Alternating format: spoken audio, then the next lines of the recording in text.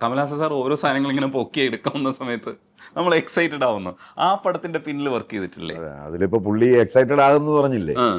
അത് മിക്കതും ഞാനൊക്കെയാണ് ചെയ്യുന്നത്. കാര്യം ഉദാഹരണം പറഞ്ഞാൽ അതിനകത്ത് മെയിൻ വിഷയം എന്ന് പറഞ്ഞാൽ റിമോട്ട് കൺട്രോൾ കാറില്ലേ, ആ അതെ. അത് ഫുള്ളി ഞാനാണ് ഓപ്പറേറ്റ് ചെയ്തത്. പുള്ളി ജസ്റ്റ് ഫ്രെയിമിൽ ഇങ്ങനെ ഡെമ്മി ചെയ്ത് വെച്ച് കാണിക്കുന്നുള്ളൂ, ഞാനാണ് ഓപ്പറേറ്റ് ചെയ്തത്. ആ അത് എന്തെങ്കിലും സാങ്കേതികത ഉപയോഗിച്ചാണ് നിങ്ങൾ അത് ചെയ്തുകൊണ്ടിരുന്നത്? അതെന്തൊക്കെയാണ്? ഒറിജിനൽ റിമോട്ട് കൺട്രോൾ കാർ തന്നെ. ഇപ്പൊ അതിനകത്ത് നമുക്ക് ശ്രദ്ധിച്ചാൽ അറിയാം, ഈ റിമോട്ട് കൺട്രോൾ കാർ എന്ന് പറഞ്ഞു കഴിഞ്ഞാൽ നമ്മളൊക്കെ വീട്ടിലൊക്കെ ഉപയോഗിക്കുന്ന ടോയ് കാറില്ല, അത് തന്നെയാണത്. ഓ, അപ്പൊ അത് നമ്മൾ ഓപ്പറേറ്റ് ചെയ്ത് കഴിഞ്ഞാൽ നമ്മൾ കണ്ടിട്ടുണ്ട് അതിന്റെ വീല് ഇങ്ങനെ ഇങ്ങനെ ഫാസ്റ്റ് ആയിട്ട് തിരിയും. ആ തിരിയും. അത് നമുക്ക് ഷോർട്ടിന് പറ്റില്ല, കൺട്രോൾഡ് ആയിട്ട് വിടും. നമ്മൾ ഇങ്ങനെ തിരിയണം. ഇതങ്ങനെ ഒരിക്കലും ഇങ്ങനെ പോയിക്കൊണ്ടിരിക്കുമ്പോൾ ടക്ക് ഇങ്ങനെ തിരിയുള്ളൂ കാർ. നമുക്ക് ഇങ്ങനെ ഒരു അങ്ങനെ തിരിക്കലൊക്കെ പാടാം.